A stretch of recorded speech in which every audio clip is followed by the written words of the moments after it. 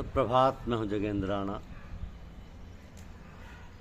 आज की हमारी आध्यात्मिक चर्चा का विषय है सेवा शुश्रूषा ने बनाया महात्मा। सेवा शुश्रूषा ने बनाया महात्मा। रोगियों की चिकित्सा तथा उनकी प्रत्यक्ष सेवा शुश्रूषा से ही बापू यानी मोहनदास करमचंद गांधी की दैनंदिन जीवनचर्या में नेत सार्वजनिक और सेवामय कार्यक्रम का श्री गणेश होता है। ऐसे उन्हें बहुत संतोष मिलता है। ऐसे वे भगवान की सेवा समझते, अपंग असहाय की सेवा को वे मानव धर्म कहते और ऐसे ही जनों में उन्हें प्रभु का साक्षात्कार होता। वे निस्वार्थ सेवा भाव के प्रतीक थे, सेवा मूर्ति थे और दिखावे स्वार्थ के लिए की जाने वाली सेवा को सेवक और सेव्य दोनों के लिए हित बताते। श्रद्धेय काका साहब कालेलकर के शब्दों में सहानुभूति ही मानो बापू का प्राण था। प्रेम और सेवा भाव के कारण ही उन्होंने रोगी सेवा की कला और उसका विज्ञान दोनों हस्तगत किया।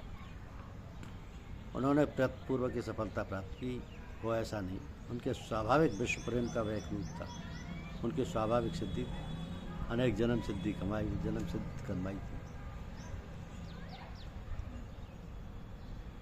एक बार एक भाई से गंभीर नैतिक अपराध हो गया। बापू कड़ाई के साथ उन्हें प्रायश्चित का मार्ग बता रहे थे। इसी बीच वे भाई बीमार पड़ गए। अस्वस्थता का समाचार मिलते ही बापू ने उनकी जिस प्रेम और अपनत्व से सेवा की उसे सभी को, विशेषकर उस भाई को अत्यंत आश्चर्य हुआ। सज्जनों के प्रति प्रेम और दुर्जनों के प्रति उदासीनता तटस्थता ऐसा भेदभाव उनमें नहीं था। उनको भगवान ने मात्र हृदय दिया था। उनकी आत्मशक्ति में मात्र हृदय के सभी लक्षण दृष्टिगोचर होते। प्रभुदास भाई के अनुसार बापू ऐसे चिकित्सक थे कि उनके उपचार जिस मात्रा में प्राकृतिक चिकित्सा के थे उससे कहीं अधिक मनपूत थे और देह की अपेक्षा देही यानी आत्मा पर अधिक असर डालते थे। दक्षिण अफ्रीका में रहते और जल युद्ध में घायलों की सेवा करते हुए बापू ने रोगी सेवा तथा परिचर्या का पूर्ण ज्ञान एवं अनुभव प्राप्त कर लिया था। वही बाद में उनकी दैनिक चर्या या दिनचर्या का विभाग्य बन गया। वहाँ उन्होंने एक भिक्षुक अपंग कुष्ठ रोगी को अपने कमरे में रखकर सेवा की। 1904 ईस्वी में वहाँ के जोहान्सबर्ग में प्लेग का भीषण प्रकोप हुआ। उस समय भी उन्होंने उसमें अपना बहुमूल्य योग दिया। वहाँ के फिनिक्स आश्रम के रोगी बाद में अच्छे परिचारक सिद्ध हुए। उन लोगों के हृदय में रोगी सेवा के प्रति प्रेम उत्पन्न हुआ। रावजी मणिभाई पटेल ऐसे लोगों में प्रमुख थे। बापू के आश्रम में कुष्ठ और चेचक शरीर के संक्रामक रोगग्रस्त जनों की और भी लगन से सेवा की जाती। जिन लोगों को समाज में भयंकर अत्यंत घृणित समझा जाता और जिनसे पीड़ित रोगी स्पर्श के योग्य नहीं माने जाते, ऐसे रोगी बापू के विशेष कृपा भाजन होते। वे कुष्ठ रोगों को औरों की तरह कभी हे दृष्टि से नहीं देखते और न उसके लिए कभी बदनाम शब्द का प्रयोग होने देते, अपितु उसे समाज का अंग बताते। ऐसे लोगों की सेवा शुश्रूषा सार संभाल पर वे बहुत जोर देते। उनकी उपेक्षा देखकर उनके दिल पर काफी चोट पहुंचती। अपनी इस प्रवृत्ति से दक्षिण अफ्रीका से भारत लौटने पर सन 1896-97 ईस्वी में राजकोट में प्लेग निवारण में बापू ने मदद की। कोचरब आश्रम में दक्षिण अफ्रीका के वीर सत्याग्रही मॉरिशस निवासी थम्बी नायडू के पुत्र फकीरी नायडू, जो विद्यार्थी रूप में रहते थे, बड़ी चेचक से ग्रस्त हो गए। तो मवाद से सने उनके वस्त्र बापू स्वयं अपने हाथों सुबह शाम बदलते और उन्हें शुभ्र श्वेत चादर उड़ाते। मवाद से सने कपड़ों को उठाने, पानी में उबालने एवं उन्हें धोने सुखाने में भी वो खुद भाग लेते।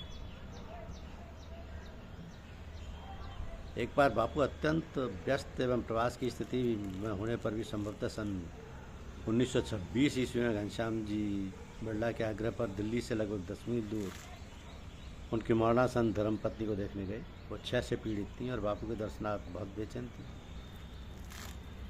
अपनी इच्छा पूरी ना होने के धारणा के कारण बापू को देखते हुए हक्की बक्की रह गई।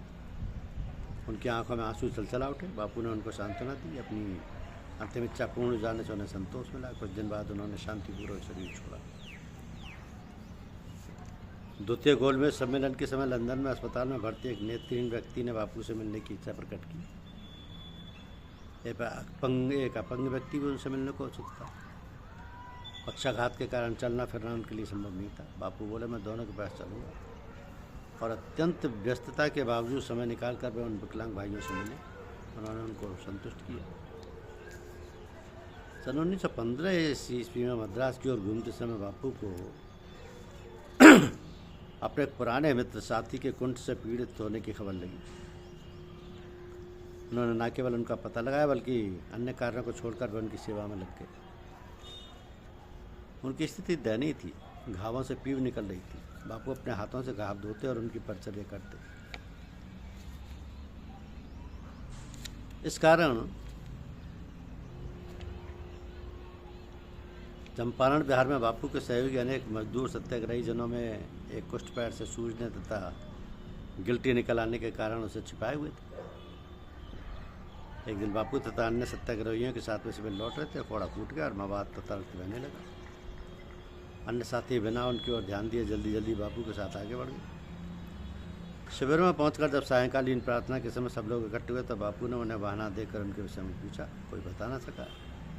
एक सज्जन ने इतना ही कहा कि जल्दी जल्दी चलने में असमर्थ होने के कारण वे बीच में बैठ गए थे। यह सुनते ही बापू तुरंत उठ खड़े हुए और लालटेन लेकर उन्हें खोजने निकले। अन्य लोग भी बापू के साथ चल पड़े। वे बेचारे वृक्ष के तले पड़े पीड़ा से करहा और राम राम की रट लगा रहे थे। तो लालटेन का प्रकाश पड़ते ही वो चौंक उठे। बोले, अरे बापू। बापू बोले, भाई क्या हुआ? तुम्हें तुमसे चला नहीं जाता था, तुमने मुझे आवाज़ क्यों नहीं दी? वे अवाक थे। उन्होंने अपने पैर की ओर संकेत किया। पैर से रक्त बह रहा था। कुष्ठ रोग के भय से और लोग पीछे हट गए, किंतु बापू ने तुरंत अपना शाल फाड़कर घाव बांधा और कंधे का सहारा देकर वे धीरे धीरे उनको शिविर तक ले आए। वहाँ पहुंचकर उन्होंने पाँव और फोड़े को साफ किया, उस पर पट्टी बांधी और उनको अपने पास बिठाकर तब उन्होंने सायंकालीन प्रार्थना की। उन बेचारे की आंखों से प्रेमाश्रु धारा बह रही। देश रत्न राजेंद्र बापू ने जब ये प्रसंग महामना मालवीय जी को सुनाया तो बोले, गंगा पाप शमन करती है, चंद्रमा ताप दूर करता है, कल्प वृक्ष दैन्य का निवारण करता है, संत महात्मा पाप ताप और दैन्य तीनों का नाश करते हैं।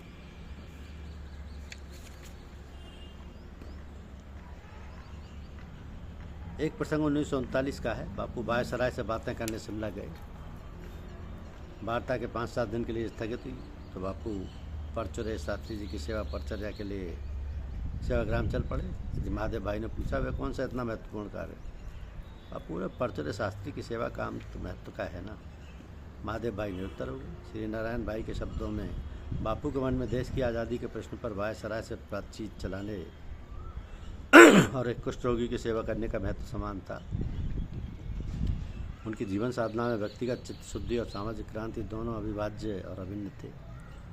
इसलिए वे एक रोगी की सेवा भी राष्ट्र सेवा जितनी भक्ति से ही करते। नतीजा ये होता कि वो किसी व्यक्तिगत काम को उठाते तो उस काम को सामाजिक महत्व प्राप्त हो जाता, और यही उनके व्यक्तित्व का क्षितिज व्यापी होने का राज।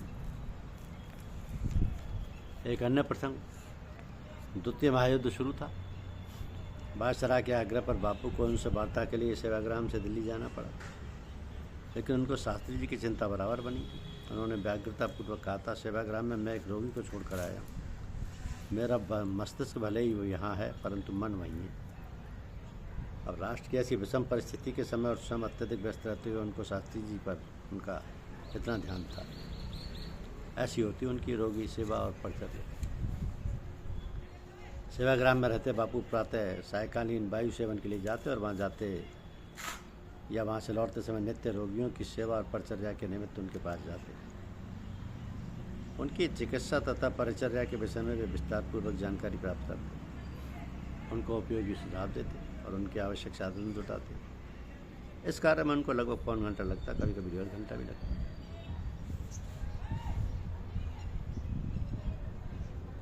आश्रम में कमोड, बेडपन, एनीमा, गर्म पानी की रबर की थैली, घाव बांधने की पट्टी, सरी के साधन के अतिरिक्त सोडा, बायकर, आयोडीन, फल, दूध, नमक, तरकारियाँ, सूखे मेवे, अरंड, मूंगफली तेल, अलसी, सरसों के तेल और शहद आदि बराबर मात्रा में, काफ़ी मात्रा में रहते। सादे रहन सहन और गरीबी का जीवन व्यतीत करने के पक्षपाती होते हुए भी रोगी या बीमार व्यक्तियों के लिए बापू फलों की व्यवस्था करते और अपने हिस्से के फल प्राय उनको दे देते। कभी कभी वो मरीजों को केवल फलों की रफ्तार रखते।